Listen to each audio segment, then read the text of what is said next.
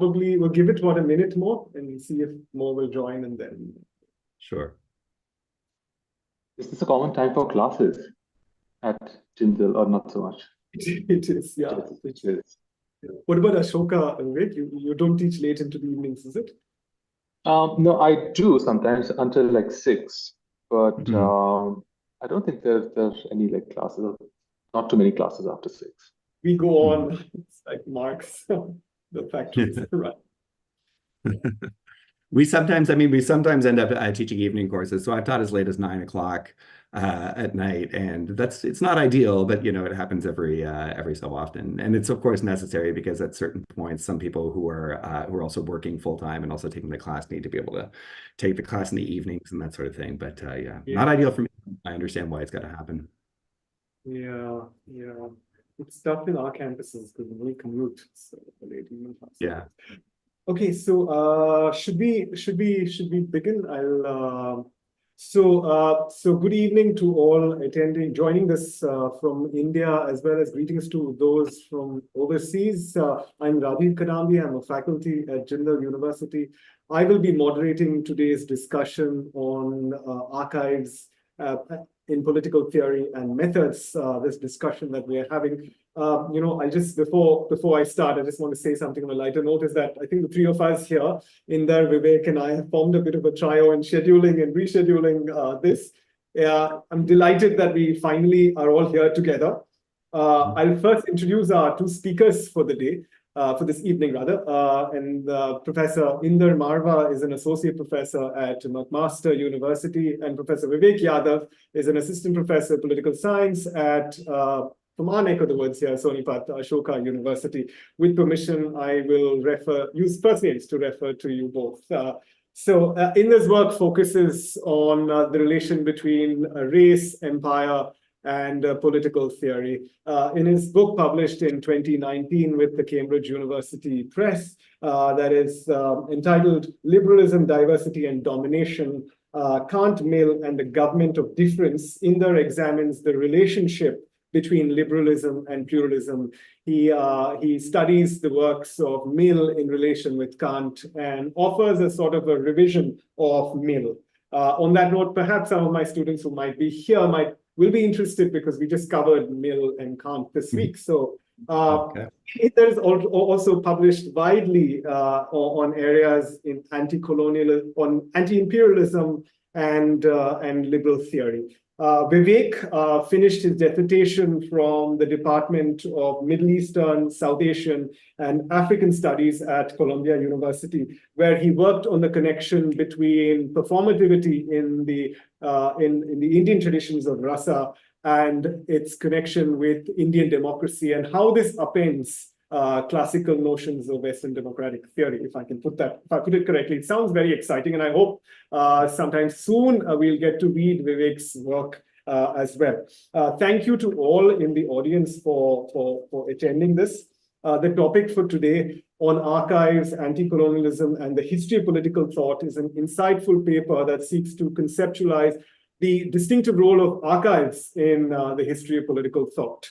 Right. So, I mean, while they are elaborate reflections in political theory and on methods, whether it's the Straussian textual approach, whether it's the Cambridge School, the interpretivists being postmodernists, feminists, and race studies, they also are historians and anthropologists who have looked at theorizing the anti-colonial archive, whether it is the group of post-colonials or subaltern historians, as well as constructivists like Bernard Korn and so on. What Inder tries is to conceptualize this from within the sort of span of the late 19th, early 20th century, the corpus of writings from India, from within the domain of political theory. And I think perhaps this might be important for learners today who frequently kind of raise this question about political theory being haunted by the ghosts of what has now become this famous sort of acronym, the DWM, the dead white males, so to speak. And it's sort of styling, and now what we have is this new sort of discussion style along comparative political theory, and how this expands who and what we read. While these conversations have not really done substantially enough And sometimes it feels like, you're getting out of one box and into another, so to speak. But, we look forward to engaging with our two speakers on this and more today evening. The format for the event will be that Inder will speak for about 20 minutes and Vivek will give his reply for 15. And after that, we can invite the audience for their responses. A short reminder to all is to mute our microphones while Inder and Vivek will be speaking. Over to you, Inder, and then Vivek. Okay, great. Thank you very much, Rajiv. Okay, well, thank you, everybody. Thank you very much for joining us, and good morning or good evening, depending on where you happen to be in the world. It is such a pleasure to be here, and I'm really grateful for the chance to share this paper with you. So I want to start by thanking the Center for Political Economy and Philosophy at Jindal University for so kindly hosting this event, as well as Rajiv for all of the work that he's put into organizing this across many different shifts in scheduling and place and time. So I really appreciate his tenacity in holding on to this event. And also my sincere thanks to Vivek for kindly agreeing to discuss the paper. Of course, I wish we'd had the chance to do this in person when I was in India in February. Unfortunately, that didn't quite work out, but I'm still very grateful for the opportunity for us to connect despite the distance. So let me start by giving you a little bit of background on the paper. So this paper emerged out of a project that is based on archival research on the Indian independence movement that I started in on a few years ago. I became interested in the somewhat counterintuitive ways that anti-colonial thinkers were drawing on Darwinism and evolutionary theory to deconstruct narrative progress and civilizational hierarchy that sustained British imperialism.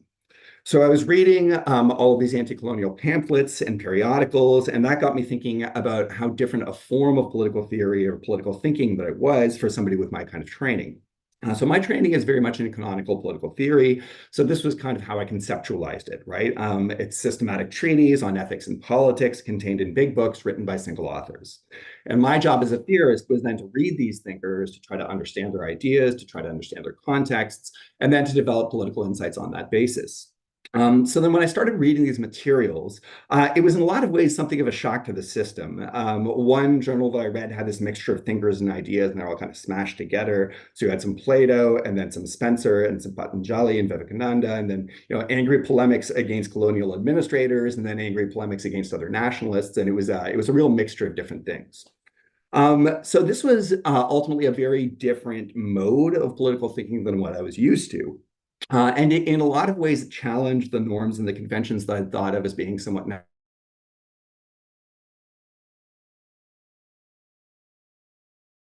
and the constitution of the discipline itself. So this paper is basically the first stab at trying to work through some of these methodological questions, as Rajiv was pointing out. So the aim is to try to consider how research into anti-colonial archives might affect scholarship in the history of political thought. The argument, most simply, is that archival work can help to broaden political theory by exposing it to conceptual forms, vantage points, and modes of thought to which it is otherwise largely blind. Anti-colonial archives are not only windows into unfamiliar sources of political theory, but also disrupt interpretive practices that have become cemented in the discipline. If that's the case, then recovering them doesn't just change what theorists read. It should also push us to think more critically about what we consider to be worthwhile objects of theoretical reflection, who we think of as generating appropriately theoretical political theory, the literary and material practices surrounding knowledge production, and how we understand the tasks of theorizing itself. So roughly speaking, I'm going to argue that there are basically sort of three broad areas where anti-colonial archives could widen how we approach the history of political thought. The first has to do with sources, the second has to do with authorship and meaning construction, and the third has to do with the tasks of political theory. So in the time that remains, I'm going to basically sort of flesh out each one of these three areas. Okay, so let's start on the first, which is sources of political theory. So most directly, and in a sense most obviously, anti-colonial archives open up a wide range of political thought to which most political theorists otherwise have no access. Much of the political theory from turn-of-century India comes from activists that were grappling with the colonial condition, and much of that was developed in the periodicals that Christopher Bailey describes as the lifeblood of anti-colonialism. You can take, for instance, the case of Shyamji Krishna Varma. For those who might be unfamiliar, he founded, edited, and published The Indian Sociologist, an influential anti-colonial broadsheet. He established London's infamous India House, and he belonged to a transnational network of anti-imperialists. He was also a multilingual polymath whose political thinking developed from the unlikely conjunction of Herbert Spencer and Dayananda Saraswati. Over 30 years, he drew on Spencerian sociology to analyze colonial rule, and he appealed to every conceivable figure in Western and Indian history to advance the cause of independence. Like the so-called Congress extremists, he advocated nationalist education, economic boycott, and total political independence. And like the Congress moderates, he highlighted the hypocrisy of British liberals' failures to extend self-government to Indians. Like British suffragettes, he drew out the common cause of women that colonized the working classes and slavery. And like Nauroji and R.C. Dutt, he developed a political economy that highlighted imperialism's wealth drain. But despite this historical influence and his theoretical sophistication, Krishnavarma's writing is largely unavailable outside the archive, having never published outside of the Indian Sociologist. While better-known figures such as Gandhi, Aurobindo Ghosh, Bipin Chandra Pal, and M.N. Roy published books, most of their political thought is contained in anti-colonial journals that they, in many cases, also edited. Nearly all of Aurobindo's political theory, for instance, is contained in articles, essays, and serialized essays in the journals that he edited between 1906 and 1922. Surendranath Banerjee was a leading Congress moderate, and much of his thought appears in the pages of the Bengali. Many of M.N. Roy's most penetrating political essays are contained in The Vanguard, the bi-monthly paper through which he aimed to spread socialism in India in the 1920s. And Young India and Harijan were, of course, the organs through which Gandhi developed much of his political thought. The archives that contain these writings, then, provide access to materials and to ideas to which political theorists might otherwise miss. They contain rich debates on India's constitutional form, on democratic politics, on the political implications of caste, on the constitution of the people, and on much more. But there's a second point here, and that concerns method. Anti-colonial archives resist the impulse towards canonization and toward the construction of the history of political thought as a stable of great works that form something called the tradition. As historians of the discipline, like John Gunnell have pointed out, that tradition is an artifice, and it's an artifice that's far from benign. Feminist scholars have long demonstrated how canonization marginalizes political thought that falls outside of its parameters, excluding particular forms of writing such as novels, letters, journalism, and more. And comparative political theorists have also highlighted the Eurocentrism in this construction of the discipline and its effects in sidelining non-Western political thought. Consider, for instance, that these hundreds of periodicals formed a rich intellectual culture where anti-colonialists and anti-imperialists debated India's political condition. It's in these journals that they clashed over envisioning a future India as a modernizing nation state, as a Hinduized Mother India, as a self-governing state within an imperial federation, or as a radically decentralized federation of village republics. All of these ideas vanish through canonization, which favors a particular form and a particular literary convention. They're eclipsed by the myth of tradition and by its focus on great books, by great figures engaged in a trans-historical dialogue between invariably Western thinkers. So this then is basically my first set of claims, that archival research widens the substance and the form of political theory, that it enables access to otherwise inaccessible political thought, and that it resists textual protocols that are often naturalized in the discipline. Now, a second set of questions revolves around authorship, intentionality, and meaning construction in the history of political thought. Here, I think that archival work complicates two predominant strands of interpretation, which are textualism and contextualism, to which Rajiv alluded in his introduction. So archives challenge textualism quite directly by widening well beyond the cast of canonical characters that it typically engages, and by raising questions that are less timeless and perennial than historically grounded in contexts of domination. They also resist the presumption that political theory should address trans-historical political questions by showing how embedded those questions are in the particulars of Euro-American history. Archival research would thus seem to share more ground with Cambridge School contextualism in several ways.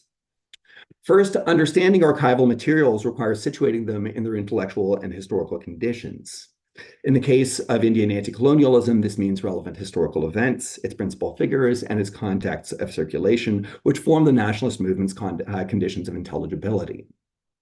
Second, contextualism focuses on the illocutionary force of given statements or propositions, which is to say less on their truth value than on the effects that they aim to have on particular interlocutors.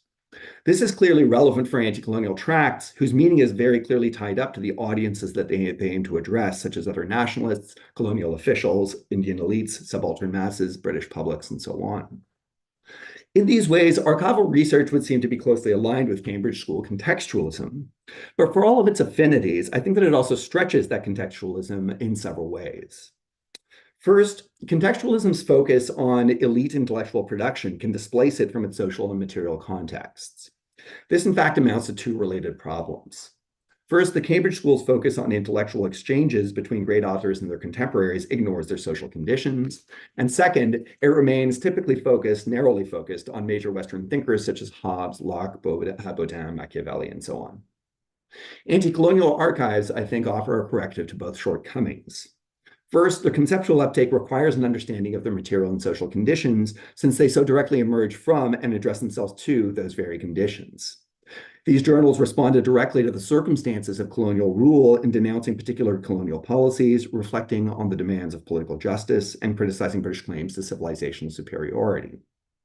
They also expand well beyond the canon. Without minimizing their own elitism as products of highly educated upper-class figures, they're by no means familiar to Western political theory. They capture a different register of political thought, which Ulash Ince has recently characterized as the middle political thought of legislators, administrators, and activists.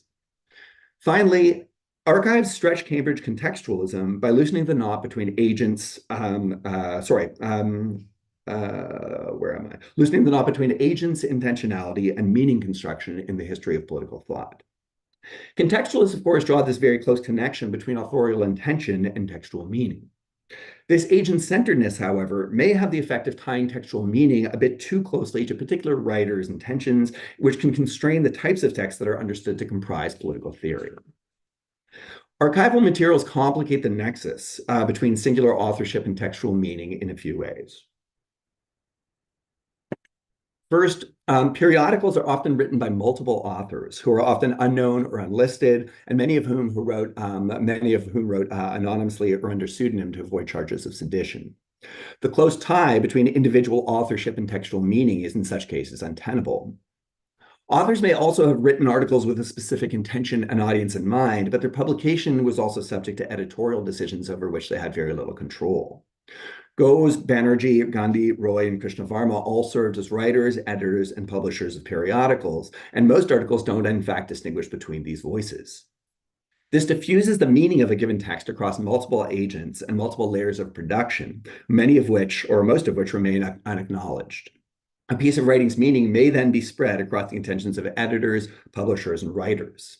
This suggests the possibility of theorizing editorial voice as a source of coherent textual meaning, since periodicals advance relatively consistent political programs. As one example, in conducting research on the Indian sociologist, I created an index that tracked recurring theoretical arguments. This allowed me to sort of trace the evolution of distinctive political claims over years of the periodical's publication.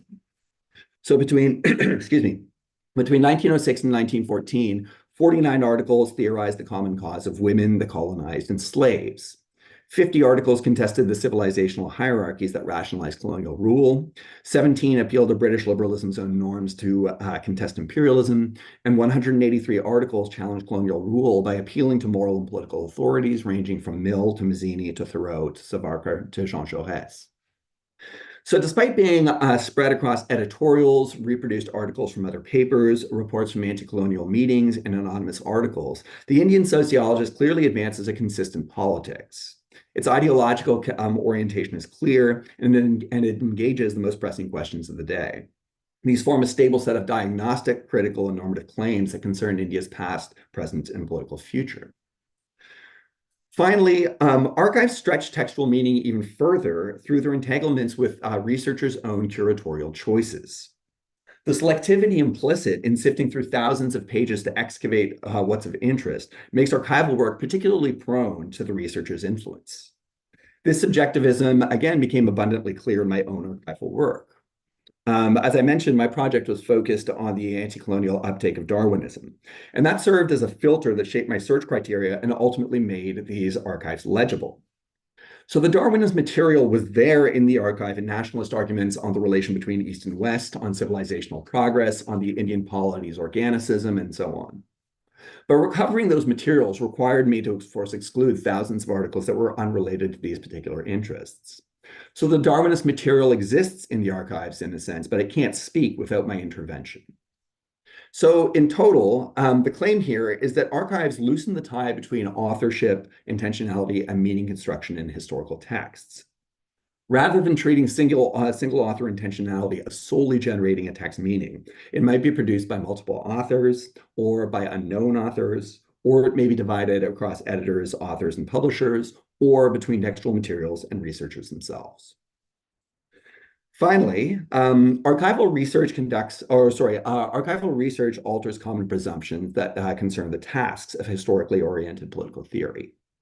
Now, those tasks are often understood in somewhat interpretive terms, particularly with monographs that read particular thinkers in relation to a given theme or issue or question. So one reads a thinker, one situates them in relation to their historical and intellectual context, and one does this for the purpose of understanding what they might tell us about the political or some dimension of the political. So this is a common form of historical scholarship within political theory. The trouble is that this interpretive tendency runs into its limits when authorship lapses into indeterminacy, plurality, and anonymity. Archival theory is, I think, somewhat more fragmentary. And as such, it invites a mode of theorizing that I've sort of tried to think of as reconstructive or as more reconstructive than interpretive. The aim in this case is less to read a given thinker to understand their political thought than it is to reconstruct a particular vision of the political from a specific, though often polyphonic, vantage point. It recuperates recurring political concepts from multiple sources, connected by a particular normative, ideological, or political orientation that might extend over years or even decades. So, as an example, a reconstruction of the Indian sociologist's anti-colonial cosmopolitanism, just as an example, does not appear in a single piece of writing. It emerges in the accumulation of articles that advocate an association between Irish, Indian, and South African nationalists, in expressions of affinity with a pan-Islamic society of Egyptian Muslims, in showing solidarity with Javanese and Persian anti-imperialists, and in arguing for transnational anti-colonial institutions such as a Pan-Asian Union or Parliament. These and related writings develop the theoretical contours of a cosmopolitanism in their accumulation. The political vision emerges not from any single piece of writing, but rather from the combination of articles, essays, and manifestos collected from multiple issues of the journal. It comprises a distinctive political ideal that's articulated in this peculiar form, spread across time and across different writings by different authors, gathered under the umbrella of a given periodical or set of periodicals. So the recovery of these types of concepts exemplifies what I sort of think of or what I have in mind when I'm talking about the reconstructive mode of archival theory. Finally, archives generate a form of theory that tends toward the political rather than the philosophical. This is what I sort of think of as an activist form of thought that's rooted not in the abstraction of high theory, but in the conditions of political domination that form its context of production. It's not conducted at the level of philosophical abstraction of a Kant or of a Hegel, precisely because those writings had no immediate political aims. They didn't aim to do things in the Marxian sense. Anti-colonialism comprises a different mode of theory. It's situated and contextual, and it aims not to ruminate on self-determination, but to move a society toward it. These periodicals draw on liberalism, anarchism, socialism, sociology, and political economy, and they evoke hundreds of theorists, philosophers, and polemicists, Eastern and Western, to advance their agenda. They throw everything against the wall because the aim isn't philosophical cleanliness, but political progress. This is what I think of, or what I've sort of tried to think of as a bumpy form of theory, marked by what Ranajit Guha has described as the impact of living contradictions. It's an activist form of theory in the sense that Terrell Carver, Aaron Pineda, and Kathy Ferguson have sought to capture in their writings in recent years. So to conclude, I think that it's worth remembering that there is an important distinction between political thought as the kind of reflection that all people undertake in relation to their own governance, and political theory as a particular form of academic inquiry shaped by historical and institutional pressures. What I've tried to draw attention to some extent, is the space between these two ways of thinking politically. It's the space between forms of engaged and local political thought and the sometimes hubristic universalism of academic political theory whose conventions can limit it in certain ways. If my wager here is correct, then anti-colonial archives do more than expose bodies of thought that many theorists would otherwise miss. They also disrupt what's often taken as the natural form of political theory, which is to say big abstract books that we value for their philosophical systematicity. This activist mode of theory is certainly not unique to anti-colonial politics, but it is a distinction of it. As such, its marginalization through various forms of dismissal, from the discipline's canonizing impulses to activism's denigration as insufficiently theoretical to theory's universalism, these types of tendencies are not benign. They contribute to an ongoing epistemic and disciplinary bias towards reading, writing, and theorizing that's anchored in Western history. If scholarship in the history of political thought is to avoid these types of biases, it would do well to open itself not only to different ideas, but to different ways of conceptualizing what theorizing ultimately is and does. Sudipta Kaviraj reflects that, and I quote, "It would be good for the sake of intellectual hygiene to train ourselves not to speak about the facts of one history, always through the language of another," close quote. It would be equally felicitous, I would imagine, for us not to speak of all theory through the language of a singular tradition. Thank you very much.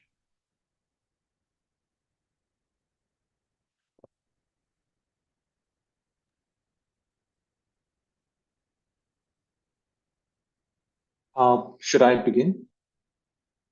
Okay. All right. Let me begin by first thanking Professor Inder Marwa for this wonderful and thought-provoking paper, which invites us to think carefully about what it means to decolonize political theory.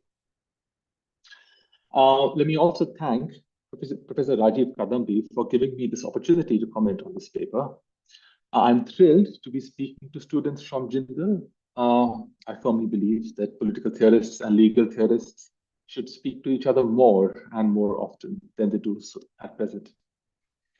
Inder's paper is a welcome contribution to the expanding literature on decolonizing political theory.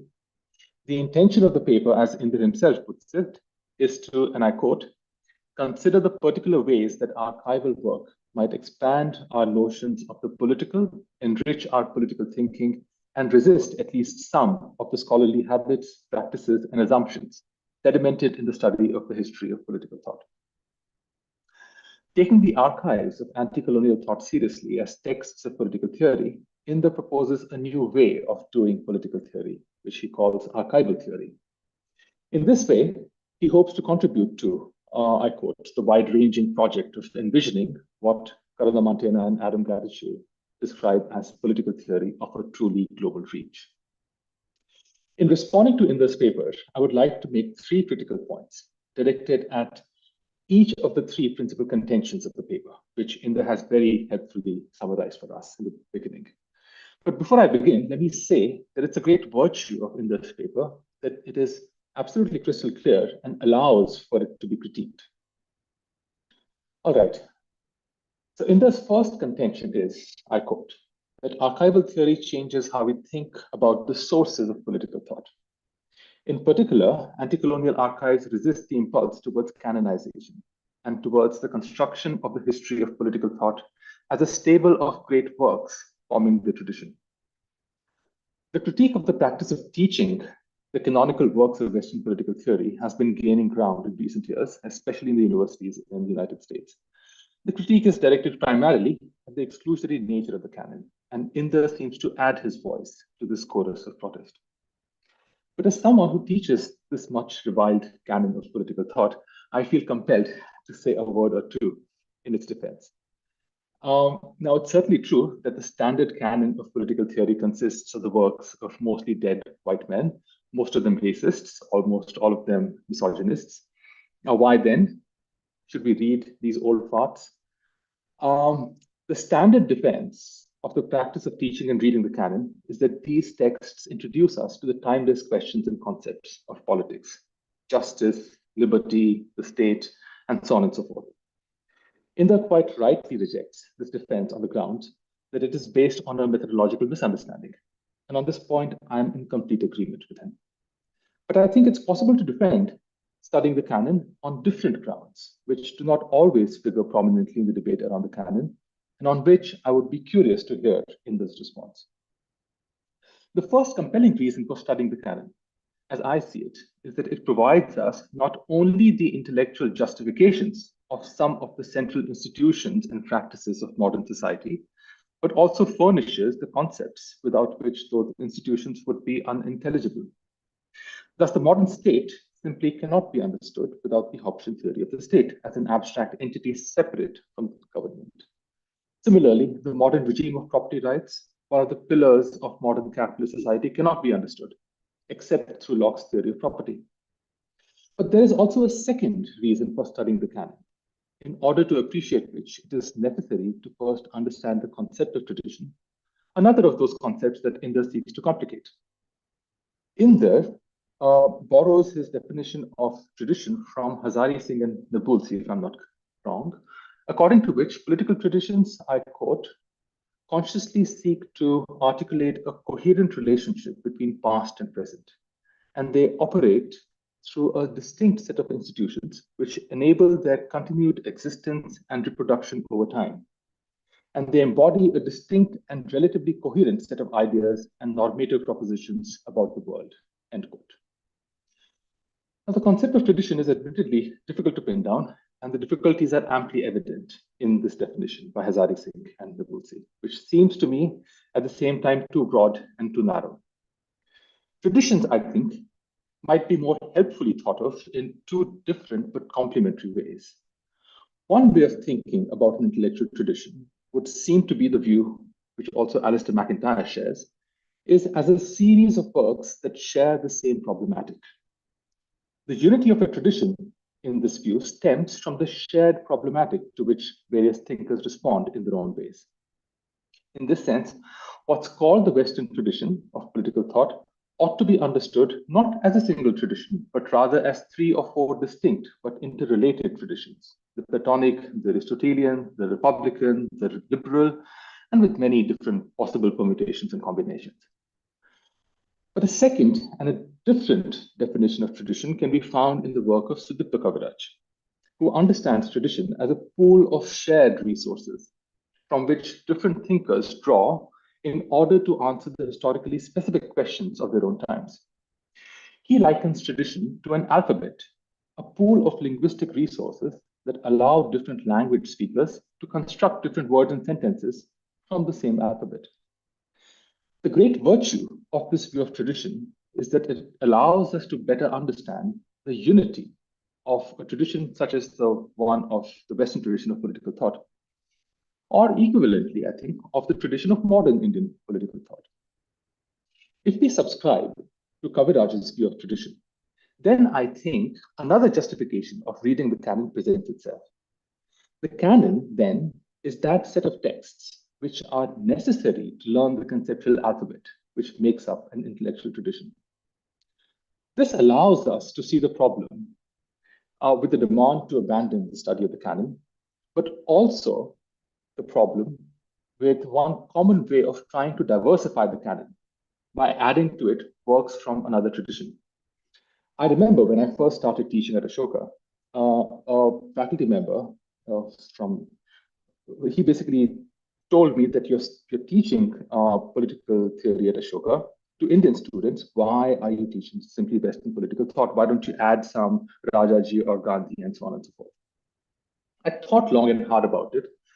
And I think Kaviraj's concept of tradition allows us a response to that. Because if the demand to diversify the canon is a demand to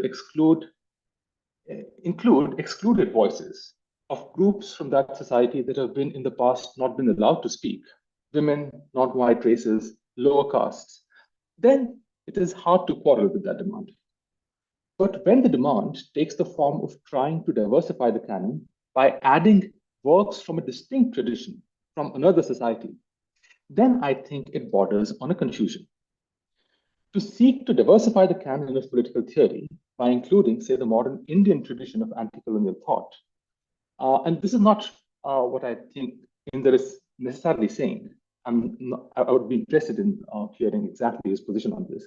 But if this is the demand, that one should try and diversify the canon of Western political theory by including works from the anti-colonial archive, then it is like trying to introduce into the vocabulary of one language a large number of words from another language, or like trying to introduce into the study of an alphabet a whole lot of alphabets from a different language.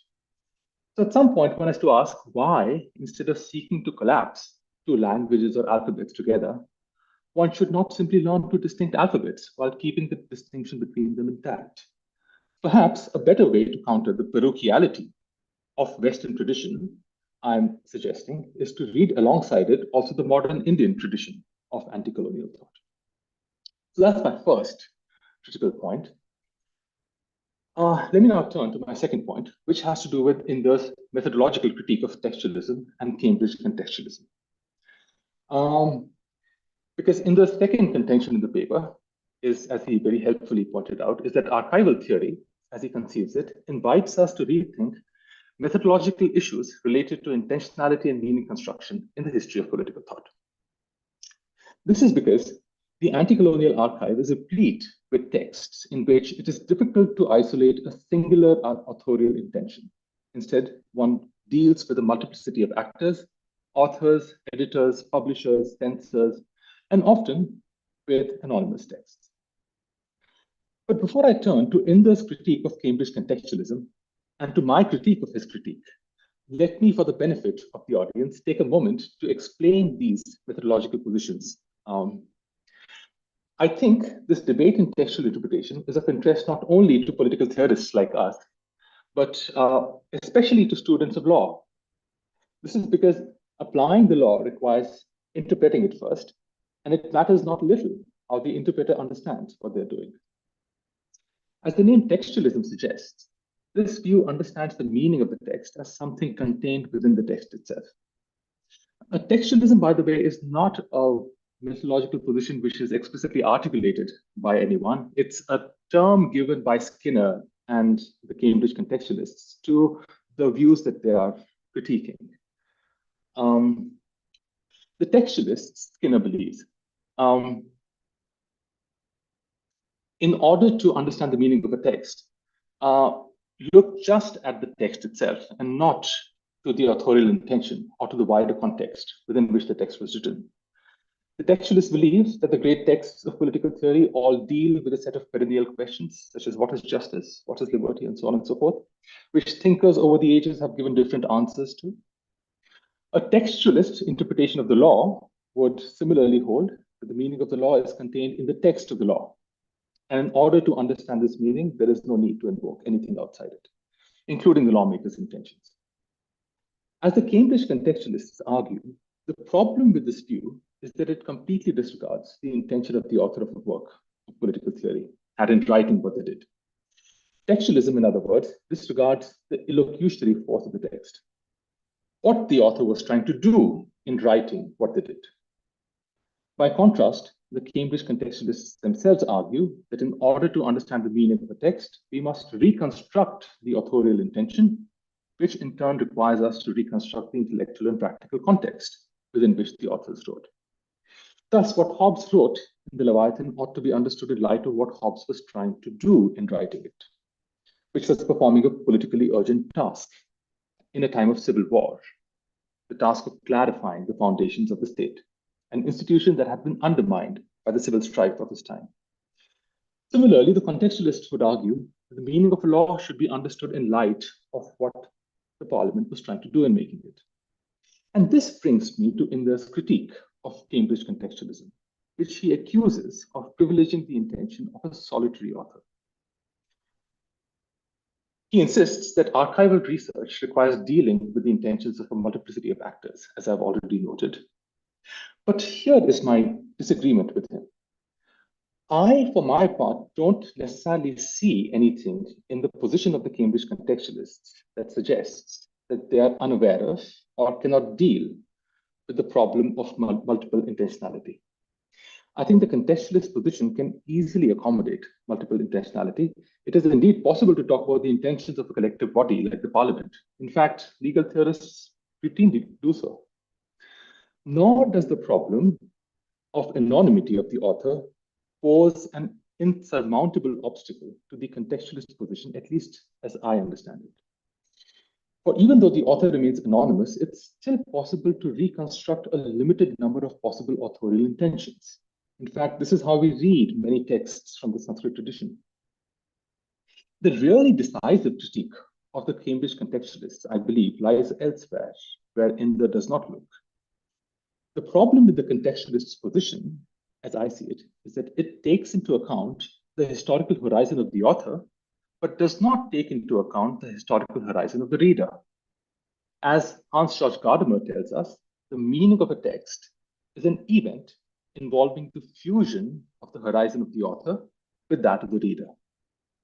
In interpreting a text from the past, the reader inescapably begins from presumptions local to her own time. It's therefore simply impossible, in a sense, to exactly reconstruct the author's intention.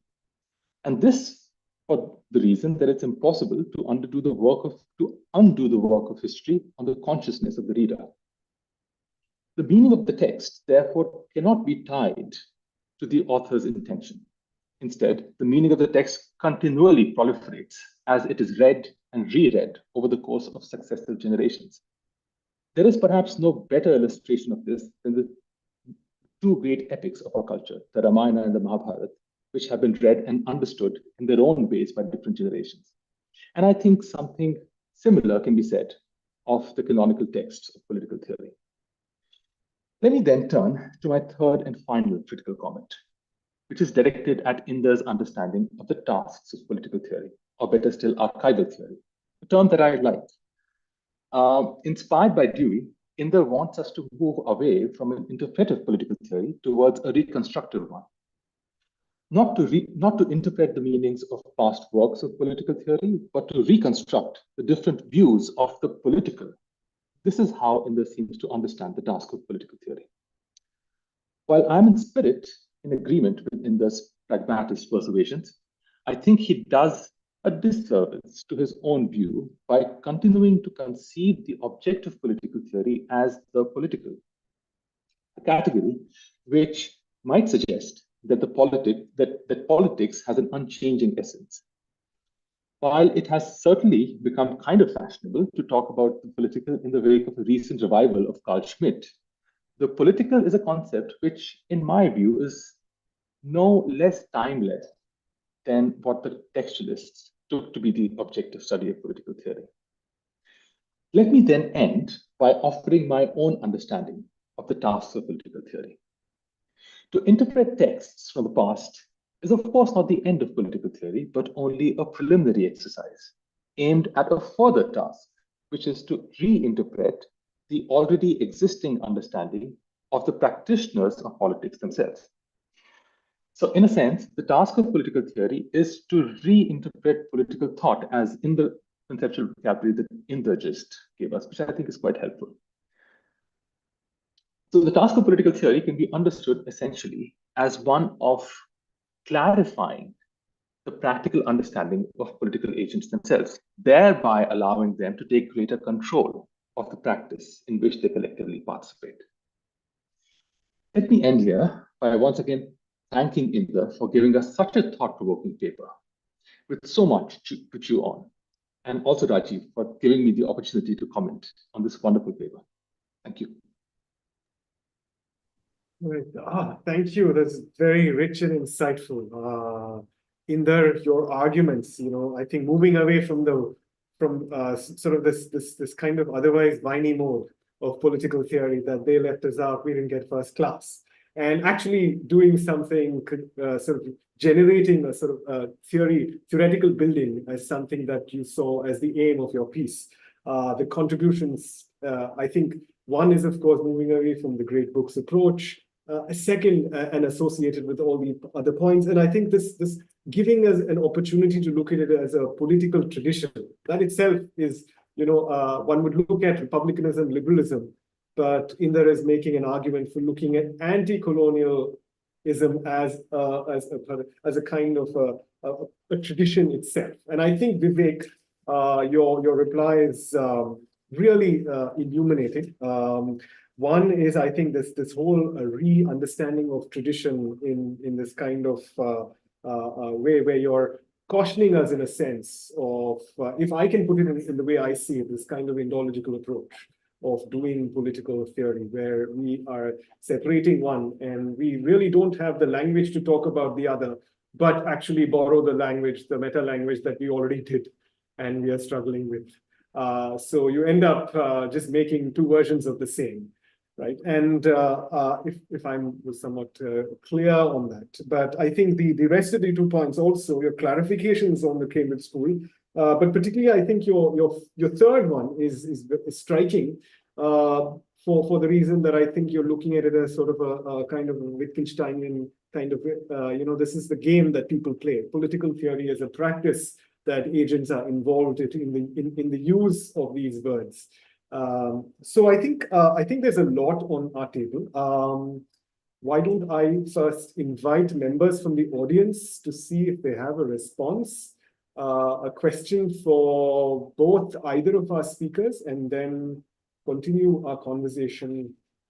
We'll see if we have any questions. Do we have?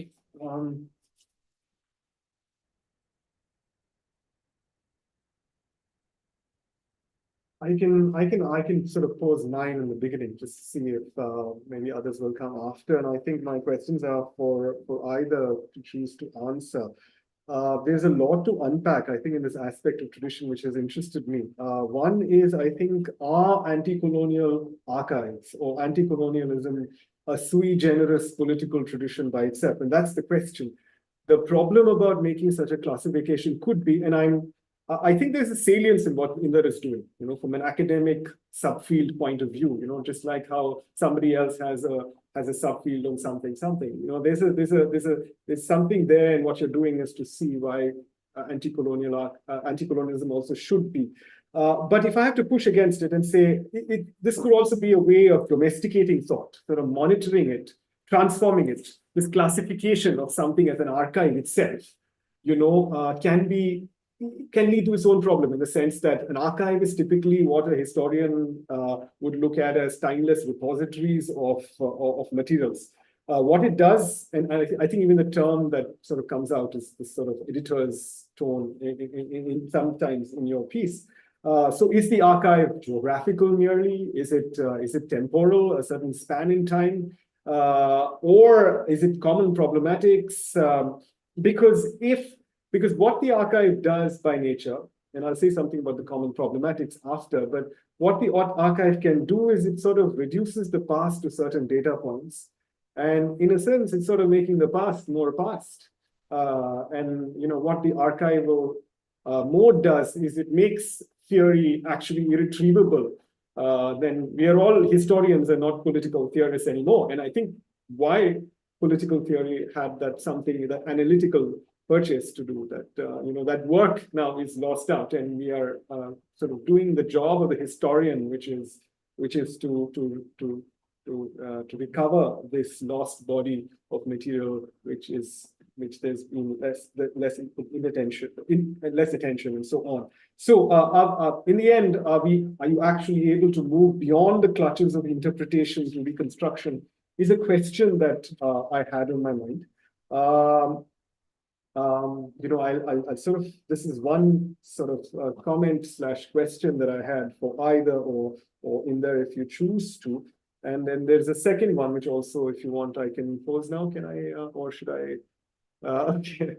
All right. The second is this kind of whole idea of when we take something as a coherent archive. I think the question that arises is there a coherence here? I'm not talking about the polyphonic voices, that the agonistic nature of these voices, which we take it to be, when a Krishna Varma and a Gandhi are sort of dialoguing against each other in Hind Swaraj, or Ambedkar Gandhi, or somebody else here and there, Roy and Gandhi. There certainly is all that agonistic nature is inbuilt. But I think even from a certain problematic. Can we see the archive as some anti-colonial archive as something so coherent? If we ask a question out of it, for instance, you look at the archive actually as, for instance, as sort of, most of it is sort of colonial consciousness, you know, the Indian intelligentsia basically reflecting colonial values of progress and enlightenment, right? And it is what Nandi has, I think, beautifully called it the second form of colonization. So given this kind of reconfiguration of identity and selfhood, along categories borrowed from the Western experience, what are we going to retrieve in these archives, engaging with it? It seems like the archives, without a question, going into the archive, will actually be reproducing the colonial discourse. So perhaps it makes sense to have this old approach that nothing succeeds like success, you know, methods. Even if we don't have a field or a methodology to read archives, it's the question that we are asking and how we want to study this.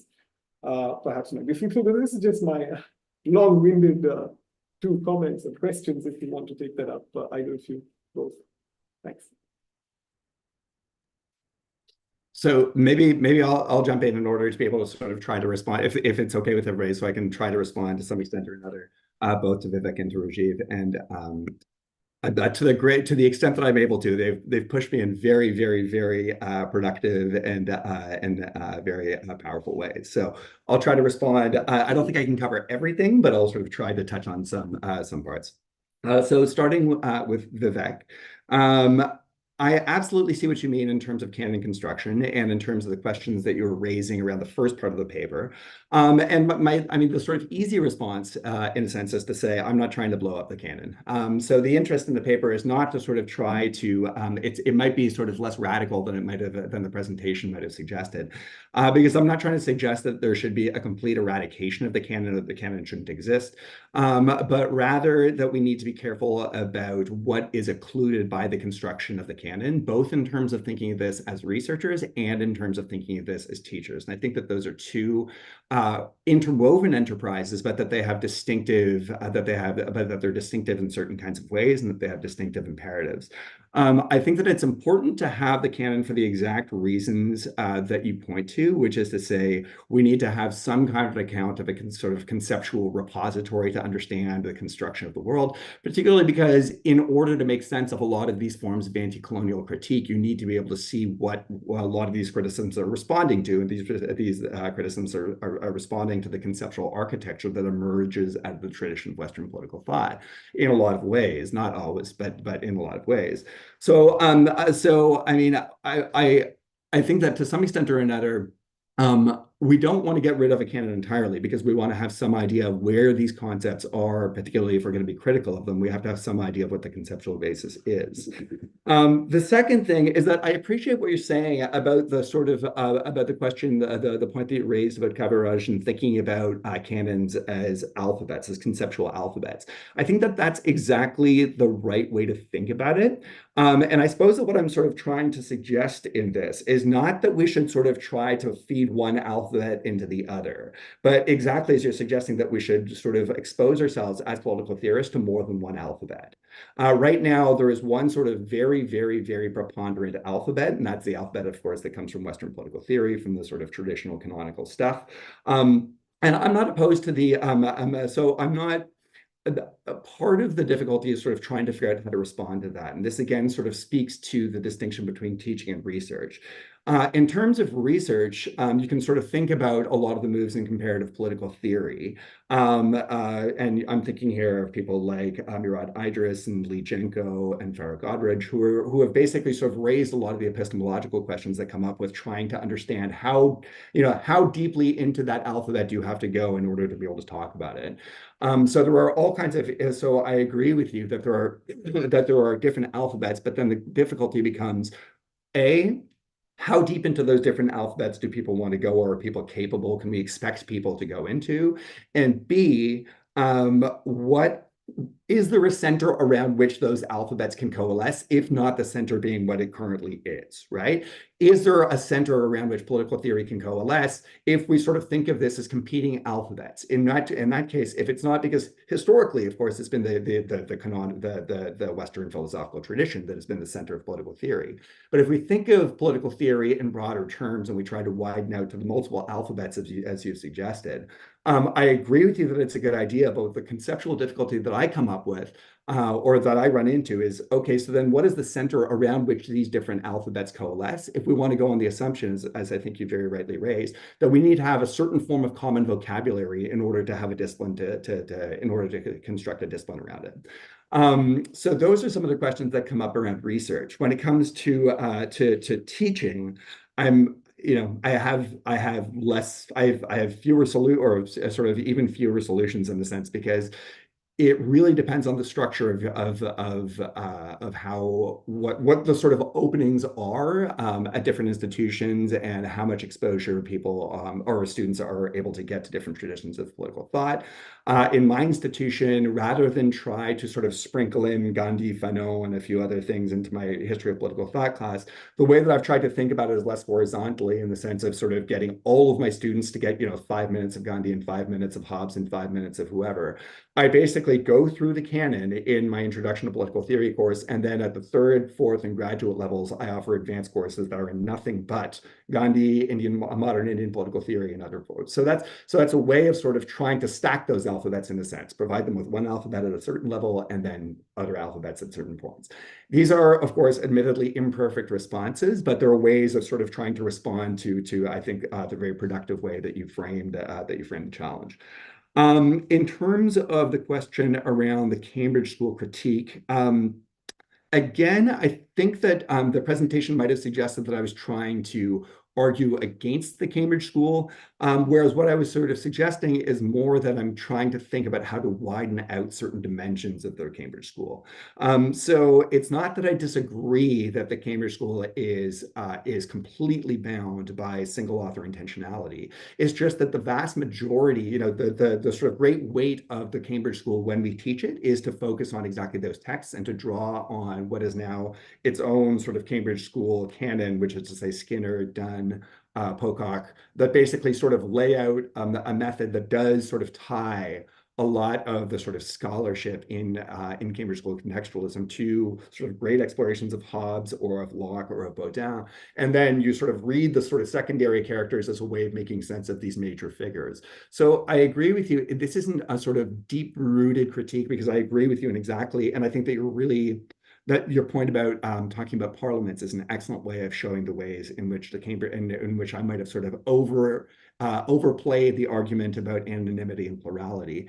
But the idea here is less to sort of come up with a thoroughgoing critique of Cambridge contextualism than it is to sort of think about how it is that anti-colonialism stretches it, right? How it is that it sort of extends its insights to some extent or another. And I do think that the sort of third point that I make in the text that I didn't make in the presentation about extending Cambridge School contextualism outside of its sort of its up till now sort of general focus on Western history is also worth sort of paying attention to as well.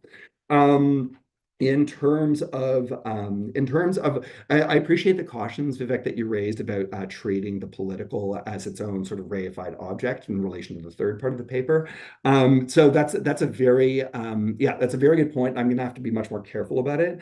I don't think of the political in that sense as a sort of unchanging essence, and I don't sort of treat it as a sort of objective thing in the sense that you might get from like a Claude, from discussions in critical theory on the political. I'm just sort of trying to get at concepts, political concepts, and how it is that they can be constructed from pluralistic sources and sort of constructed from very different places rather than emanating from a sort of single author or a single set of ideas. So I'm sort of trying to get at the plurality of concepts of political without reifying the political as a sort of single as a sort of singular object. Now, very, very quickly onto Rajiv. Is there a risk of basically sort of generating a sort of its own sort of sedimentation, right, through archives? Is that, does it risk essentially, what are the dangers that that accompany thinking about archival work in as a sui generis category? Well, first of all, I think that there's a sort of fairly prominent movement in political theory that's trying to look at anti-colonialism in exactly this way, which is to say, to look at the constructive dimensions of anti-colonialism, trying to theorize anti-colonialism as a distinctive form of political theory. So there is that. You see this in Adam Getachu's work, in Karuna Mantena's work, in Manu Goswami. So I think that there is an element of that.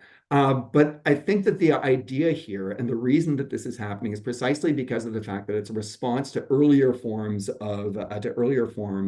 of investigation into anti-colonialism that treated anti-colonialism as strictly reactive rather than as being constructive, right? Rather than as having a sort of constructive vision of the political that sort of gets lost in the critique of the West kind of thing. So I think that there is, so I think that part of this is a recuperative effort to try to move beyond the limitations of earlier thinking about anti-colonialism as strictly critical and not constructive. So I'm interested in that dimension of it to some extent or another.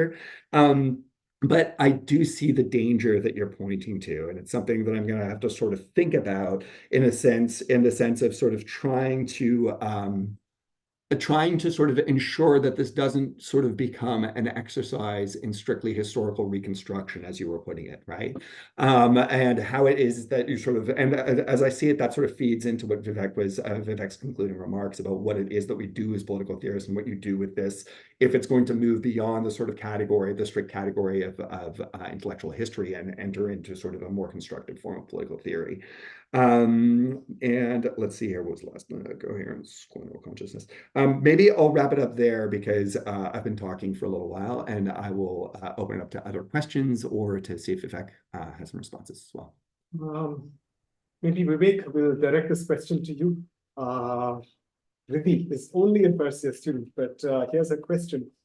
How do we look at traditions as two distinct ones and read them simultaneously when there is the second other non-Western tradition has a conceptual and foundational overlap with the first Western tradition?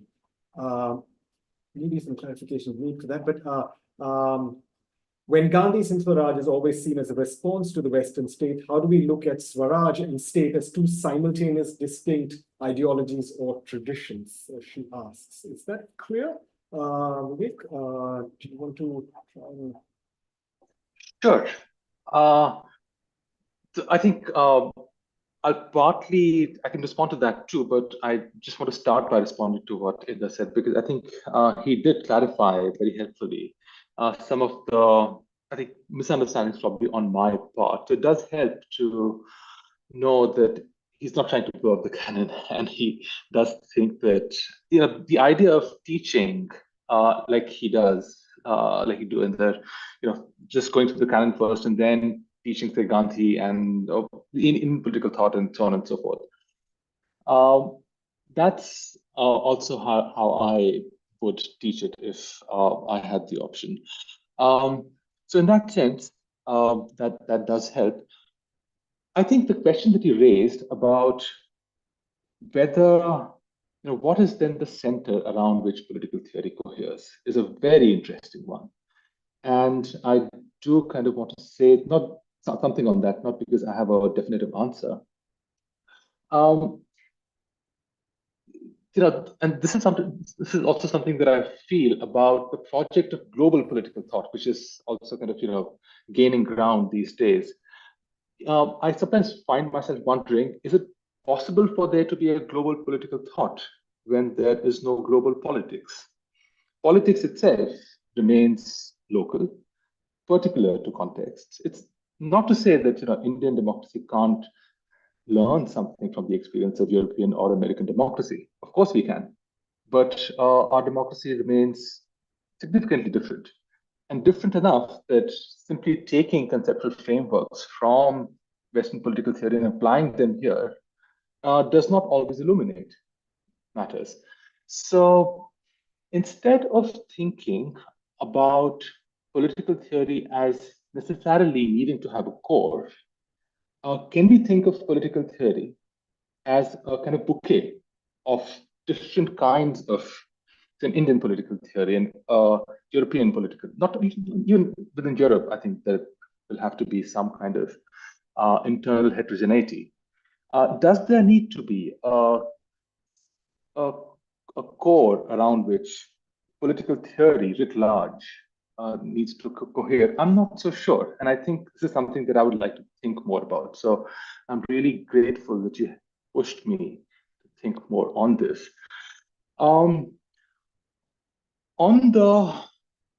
I completely understand that you're not trying to critique the Cambridge contextualists. I was trying to critique them.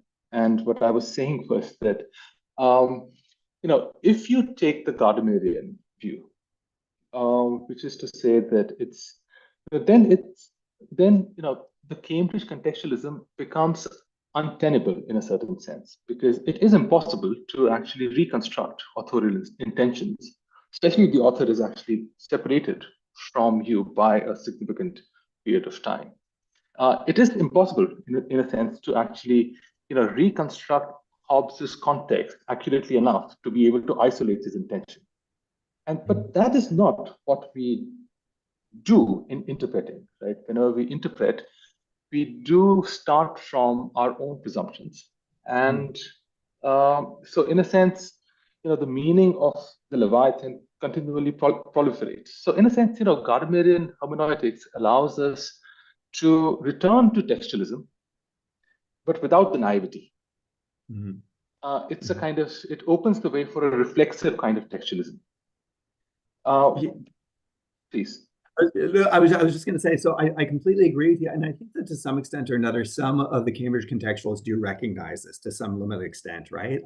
So some of the earlier polemics were indeed quite obviously polemics, because they were, of course, sort of responding to what you very nicely captured as Skinner's sort of retrospective grouping of textualism. And so I think that, for instance, John Donne at certain points very clearly sort of says, listen, all forms of interpretation are reconstruction, right?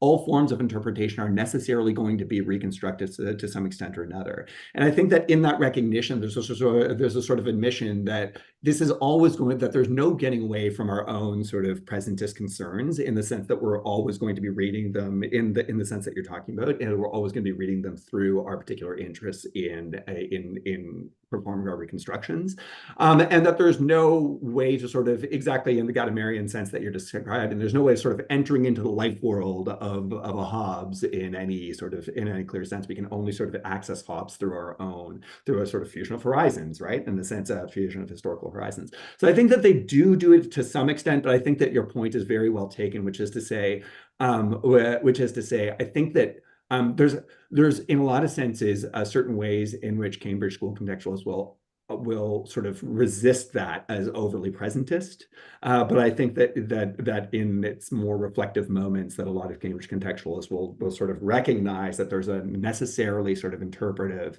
sort of action in the Gardnerian sense that you were describing. Just that actually, I think I need to kind of revisit that, some of the Cambridge contextualists to really, but that's actually helpful. But on the final point of the political, I guess what I was trying to say, and I did not quite articulate it very well, was that, if you take, say, a Schmittian kind of view of the political, and you need some kind of a definition like that. You might not agree with his definition of the political as constituted by a relationship of enmity. You need something else if you are going to talk about the political, because you need to kind of then distinguish it from the social, from the economic, and so on and so forth. The point that I was trying to make was that perhaps it might be helpful to think of politics as a practice, and to remember that it's a practice. So that when we start thinking about the political, then we kind of get into questions about what is the organizing principle of the political. It's very hard to escape that question. Yeah. On the other hand, when we think of politics as a practice, then that question does not need to be answered. It can be Mhm. So that's just a kind of very preliminary point. I don't really have very well thought out ideas. But on the question that I think Rajiv asked from a student, um, a lot of these ideas that I'm actually using are Kaviraj's.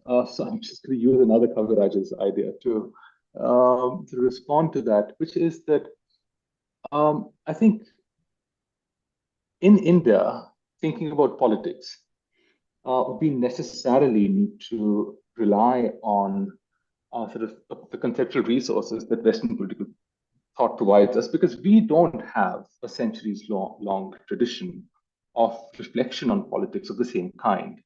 But so it's in a sense essential to climb that edifying ladder of Western political thought. But we need to have the courage to actually kick it away when the time comes. To Because those ideas, those arguments, when transplanted to our context, are oftentimes misleading. And in that sense, we need to, I think, distinguish between two different layers of concepts and ideas, some of which are genuinely, they can be transferred. So, for example, they are thinking about the state. But at the same time, there's another layer of concepts and ideas which cannot be so easily transferred. So I think we can't do with it, nor can we do without it. So we are kind of in a perpetual bind. But that's also a kind of productive place to be in, I think. Yeah, it's a nice way to express the predicament, Vivek. Can't be with it without it, in a sense. The way the non-Western world has to engage with resources in the mainstream and yet find its own. It's one of my supervisors had this nice thing, walking on two legs. So we have one more question, maybe by Gopal Krishnan. And he talks about, maybe Inder, this might interest you. I'll summarize it in my own way. I might distort the question, but I think he's basically talking about how do we look at anti-colonial experience beyond just the archive, beyond just the academic archive of a library or a repository or a tract. How does the experience of anti-colonialism, for instance, culturally, which is significant, also, which is a significant part of understanding this. How does that cognitive resource, how can you develop this archival political theory that you're talking about beyond texts and beyond ideas in the political realm, in the political realm, the so-called conventional political realm. So, yeah, if you have a response, you can, or you can. I have a hopelessly inadequate response, which I'm happy to share. Which is to say, so this is it's an excellent question. It's a question that that I've struggled with in a lot of ways. One of the reasons that this project, or sorry, not this project, that's this particular paper. This particular paper takes the form that it does is precisely because of the fact that I can understand how this informs and inflects the discipline of political theory, which is very much the sort of, the paper is constructed around how it is that anti-colonial archives aim to sort of respond to methodological questions in the discipline of political theory and in the scholarship on the history of political thought more specifically. So I've framed it very much in those terms, both because that's how I first thought about it, but also because I do have a harder time in terms of sort of thinking about the valences of this in a normative kind of sense, even in any kind of sort of normative political theory. I think that it's important in the basic sense of, as Vivek, I think, very nicely put it, sort of widening the forms of alphabets that we have, the conceptual tools that we have for thinking about political science and political theory. I think that it's helpful from a pedagogical standpoint in terms of widening the sets of ideas to which we can expose students in terms of understanding the context in which they exist. And in which they function. But when it comes to sort of normative questions around active politics, I have a harder time with that. I have a harder time sort of seeing how it is that this functions in a normative sense. Yeah, so as I said, a hopelessly inadequate response. But do think that I do think it's worth paying attention to in terms of its effects on the history of political thought and the construction of political theory. I think that that is a sort of worthwhile endeavor in and of itself. But I do agree with you, and I do think that this is a wider problem that I have in a lot of historically oriented political theory, and I say this very much as a historian of political thought, that I frequently run into difficulties around this in the sense of sort of finding this interesting, understanding how it reflects on the scholarship and on historical scholarship, but having a harder time sort of figuring out exactly what the sort of normative uptake of it is. I'm not sure if either Rajiv or Vivek might have additional thoughts, but I would love to hear them because as is probably pretty obvious, I struggle with this question. Can I very quickly say something, partly as a question to Inder? I know we're out of time, but something that occurred to me. While reading the paper also, but I forgot to bring it up, which is that if you look at someone like Gandhi, and I think reading the anti-colonial archives, there are essentially figures who were politicians first, and many of them were politicians first, and then writers. And Gandhi himself, over and over again, for example, says that read my writings in light of my actions, and not vice versa. Mm-hmm. And I wonder what kind of sort of methodology to approach these writers with, because that does present a challenge. Because if the main thing is their actions and not their writings, then perhaps we have to kind of supplement, because they're not systematic thinkers like Hobbes, not like the ones that make up the canon. So often one has to kind of supplement their writings by providing reasons and justifications from one's own side. But I think the challenge of interpreting actions, there is a tendency sometimes to assimilate actions to texts and say we can just read actions just like text, but that's problematic in its own right. So I wonder, how to approach that. So it's more of a question. Yeah, no, that's an excellent question, and it's been observed of I can't remember exactly which text it was, but a number of the sort of introductory texts that I've read that are introductions to Indian political thought more generally start from the observation that much modern Indian political theory emerges from a very different place, and it emerges out of the nationalist movement. So it's very much something that is not the product of sort of abstract, abstruse speculations of Kant, Hegel, Herder, and so on and so forth, but that it really emerges very much out of the sort of particular conjunction of events at the turn of the 20th century. And that really gives the particular form and a particular tenor to modern Indian political thought, and that one has to read it in light of that. So I don't know how one sort of responds to the question of reading actions more generally, but I would think that the attempt that I had in the third part of the paper is an attempt to sort of respond to this to some extent or another, right? That this reconstructive, the sort of thinking about political theory in reconstructive terms rather than in sort of strictly reading terms, is that it's reconstructive in the sense that it's historically contextual. It aims to understand, for instance, Gandhi's views are vastly different between the Satyagraha in 1919 and then 1930, right? I mean, these are completely the sort of real basis for his thinking really fundamentally shifts as it does over the course of his entire life. So I think that this doesn't actually answer the sort of specific question around how to interpret action, other than to say, reading these thinkers, it is that much more important to read them in the terms of the context, in terms of the sort of action-based context in which they're immersed, because it just so directly informs their political thinking in the activist sense that I sort of tried to limit in the paper, in the sense that you sort of have to try to read these texts, again, not as sort of pure forms of theory, but that the theorist's task is to sort of think about it from the theoretical standpoint, to sort of step back from the immediacy of the action, the immediacy of the context, and to sort of look at what Gandhi is doing, across satyagrahas ranging from South Africa all the way to the Quit India movement. So there are all these ways in which I think that it provides a certain kind of context, and that context is invaluable in understanding what's happening at the theoretical level, and that it's our task as theorists to sort of, again, try to reconstruct a sort of theoretical edifice out of many writings related to many very specific forms of struggle and very particular forms of anti-colonial action. Now, again, what I was sort of trying to capture in this idea of reconstruction was exactly this, right? It's exactly this sense that there's not a sort of well laid out political theory that you simply read and understand. It's a theory that you have to reconstruct by taking various different bits and pieces, putting them in their context, reading a huge agglomeration of writings, and trying to construct a theory that emerges coherently from the whole rather than singly from each one of these different instances.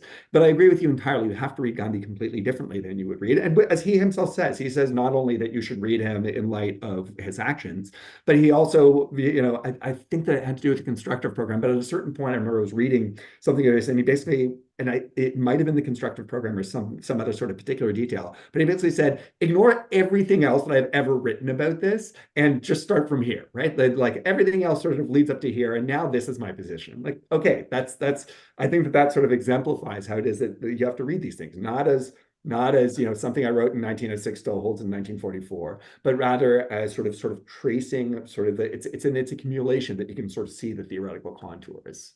That's the sort of best I can do in terms of start trying to think about it in that sense. But thank you for the question. I really appreciate it. All right. So what I'll do is, since we're running out of time, I will just read Nikhil Goyal's question. The second part is an interesting one, and maybe we can just make note. We may not have the time to respond, but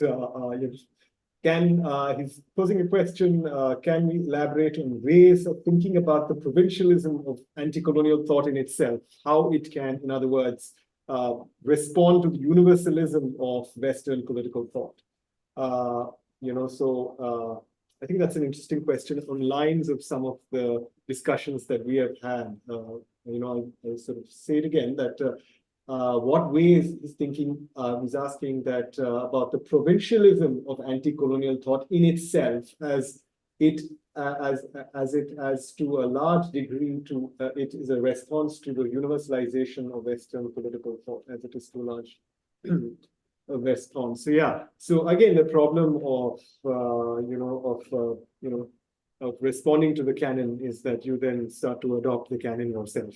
And some of the, I think the lines along some of what we have been talking about, and what I'll do is I think it's the positive thing about our discussion is that we moved beyond this who to read and what to read question that has normally been plaguing this kind of work, and we actually had a conversation about how to read what we read.